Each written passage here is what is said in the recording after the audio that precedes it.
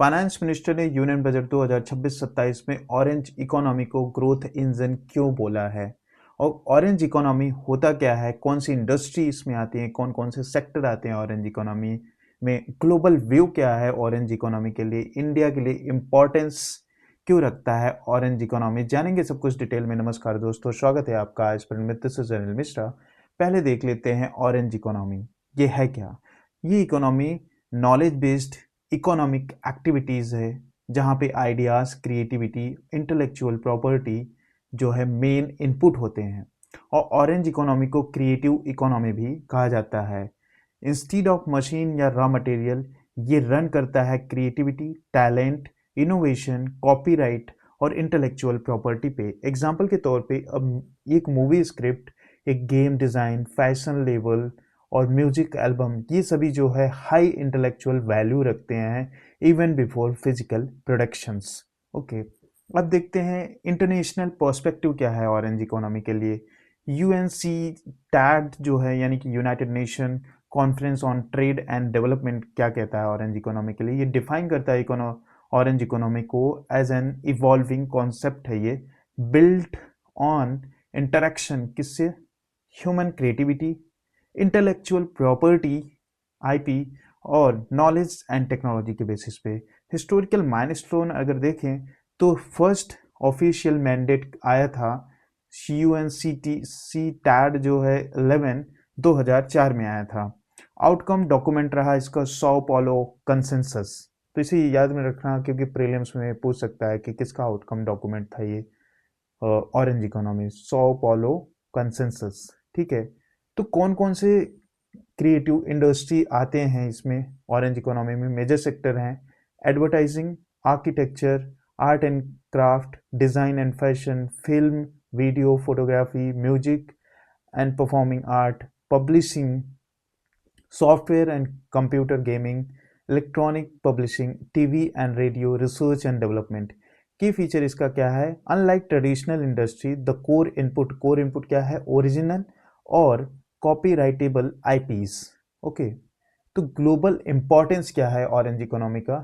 According to UNESCO के according ये contribute करता है 3% of global GDP.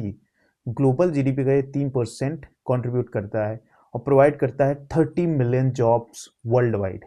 This make it powerful tool for employment generation, youth engagement, cultural diplomacy, soft power के लिए।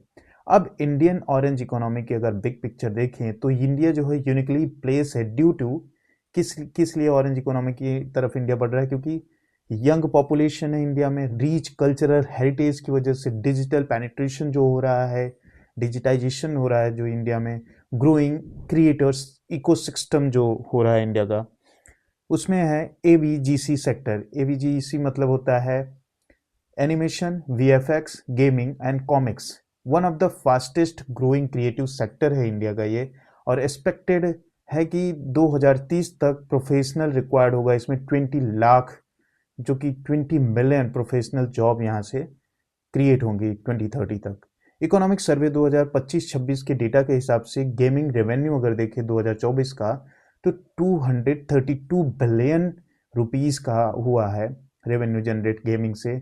Animation and VFX से 103 billion रुपए का, और लाइव एंटरटेनमेंट से 100 प्लस रुपीस का जो है बिलियन रुपीस का वो हुआ है, इनकम हुआ है इधर से।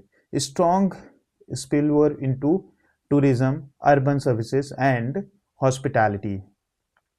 बजट 2026-27 के की अनाउंसमेंट अगर देखें ऑरेंज इकोनॉमी के लिए, तो जो गवर्नमेंट ने प्रपोजल दिया है तो ये सपोर्ट करेगा Indian institute of creative technology IICT Mumbai को, और setting up AVGC content creator labs in कहाँ एवीजीसी कंटेंट क्रिएटर लैब बनेंगे, 15,000 सेकेंडरी स्कूल्स और 500 कॉलेज अक्रॉस इंडिया, जिसका ऑब्जेक्टिव होगा early exposure to creative skills, talent pipeline for AVGC industry और democratization of creative education.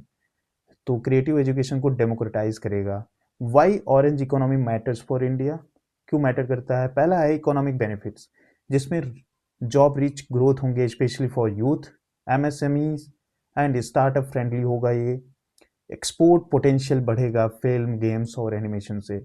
Next, strategic benefit, ये कैसे करेगा? Enhance India soft power को बढ़ाएगा, ये प्रमोट करेगा कल्चरल डिप्लोमेसी को और सपोर्ट करेगा making India and digital India को। सोशल बेनिफिट्स में अगर देखें तो स्किल डेवलपमेंट होगा, इंक्लूसिव ग्रोथ होगा और रूरल अर्बन क्रिएटिव इंटीग्रेशन बढ़ेगा। तो दोस्तों ये स्ट्रेंथन करेगा आईपी लॉ को, पब्लिक प्राइवेट कोलैबोरेशन को, ग्लोबल मार्केट एक्सेस को, स्किल मैपिंग करेगा और डिजिटल इंफ्रास्ट्रक्चर को बढ़ाएगा। From Bollywood to blockchain games, India's future growth story में जस्ट भी ऑरेंज। वीडियो अगर आपको हेल्पफुल लगा हो तो लाइक शेयर सब्सक्राइब कर लीजिए। मिलते हैं नेक्स्ट सेशन में। जय हिंद।